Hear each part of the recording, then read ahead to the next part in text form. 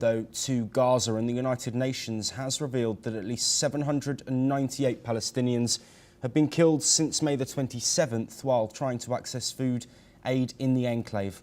According to the UN Human Rights Office, 615 of those deaths occurred near aid sites operated by the US and Israeli-backed Gaza Humanitarian Foundation.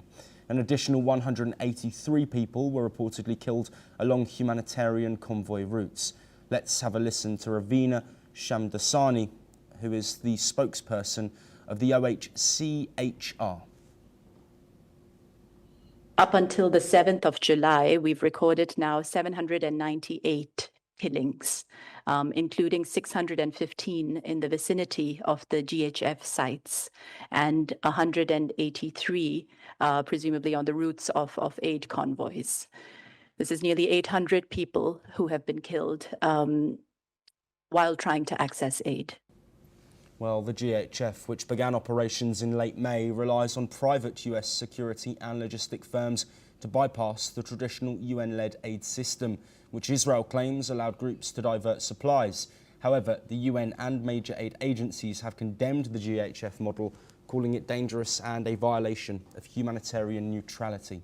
Eyewitnesses and rights groups say Israeli forces have repeatedly opened fire on civilians crowding near GHF sites, while Israel has accused Hamas of staging attacks and inflating casualty numbers. It has admitted that Israeli troops killed several civilians and promised revised protocols in response.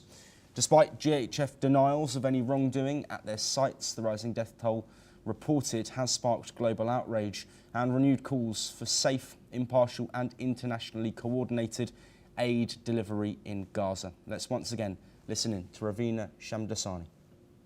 Overall, in the course of this conflict, we have had serious concerns about respect for international humanitarian law principles, essential principles of distinction, proportionality in attack.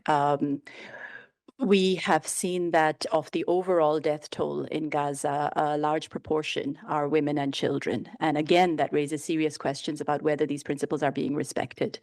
We've raised concerns about atrocity crimes having been committed and the risk of further atrocity crimes being committed. Where people are lining up for essential supplies such as food and medicine, and where they are being attacked, where again, as my colleagues have said, they have a choice between being shot or being fed. This is unacceptable and it's continuing.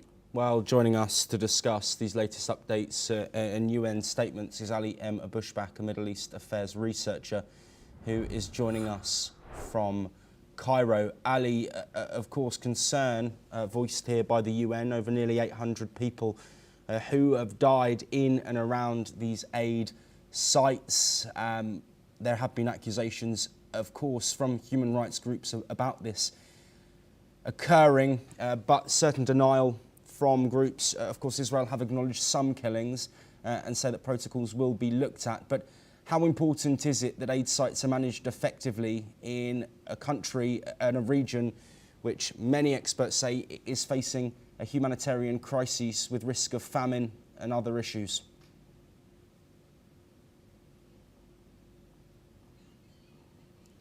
Well, it seems that Ali is not yet. Thank you, Joshua, for having me. The thing is, let me mention that. Hello, Ali. Sorry, I think we lost you for a moment there, but please carry on.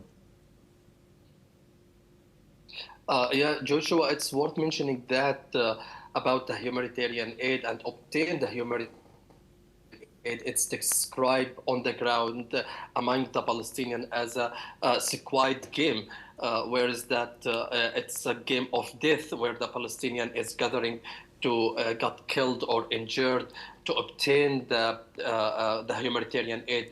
In fact, the report of United Nations is, I guess, it's a crucial at this moment, and it's highlighting the human rights violation from the Israel and GHF. At the time, the Palestinians are suffering from the famine and the starvation.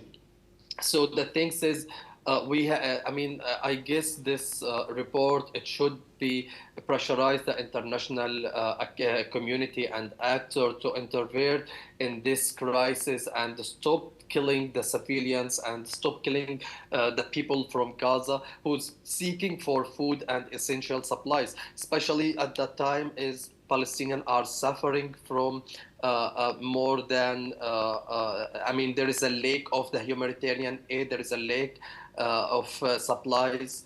So the things is initial supplies as well as. So the things is the situation is completely dire in Gaza.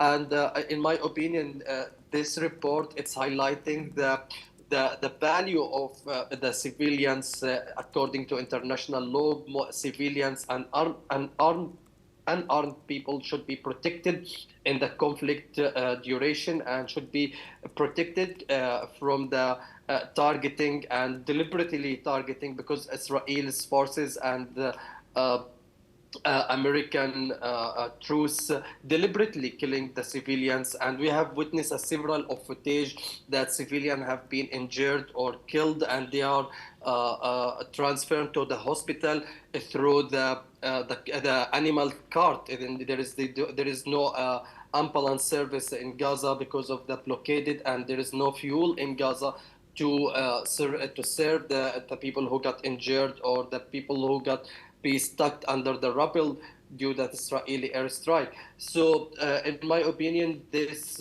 report is a significant and highlighting the miserable situation in Gaza and the miserable situation of the desperate civilians in Gaza who's seeking for food, who's seeking to survive, and no doubt they are innocent people. They are deeply lambasted Hamas practice on the ground and lambasted Hamas negotiation. They are putting the pressure on Hamas to accept the deal between with Israel to reach out to ceasefire, even a temporary ceasefire for 60 days. The people in Gaza are ready to accept it. Yes, and Ali, before we move on, I do want to look at claims that if aid is not brought into Gaza in this manner via the Gaza Humanitarian Foundation, then it could fall into the hands of Hamas. Reports of aid shipments being apprehended and then either used by Hamas or being sold at inflated prices, which of course is then providing funds to the group amid their fight with Israel. How real is that risk, and how important is it that any ceasefire discussions are brought to a close with a deal being agreed, given the humanitarian situation in the enclave?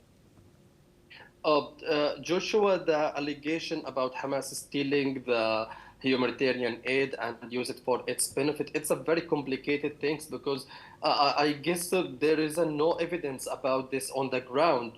And also Hamas was clear, should be United Nations taking the responsibility on disseminating and deliver the humanitarian aid. And it has a long experience how to deliver the humanitarian aid to the Palestinian civilians since past around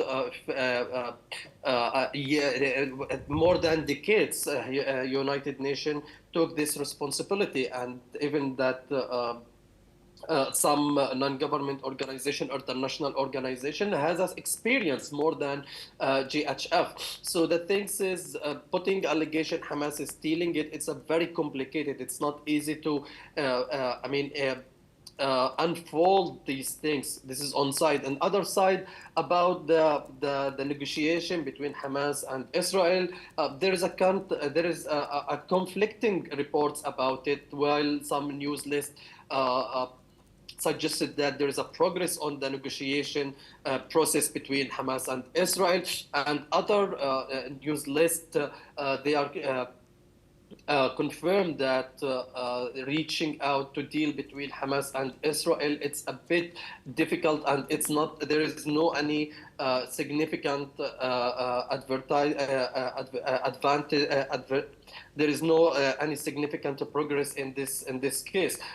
This worth mentioning that there is an indirect negotiation between Hamas and Israel. It's holding in Qatar up to now, and Donald Trump yesterday he confirmed that within next next week or the next at the end of this week, maybe we'll hear a good news.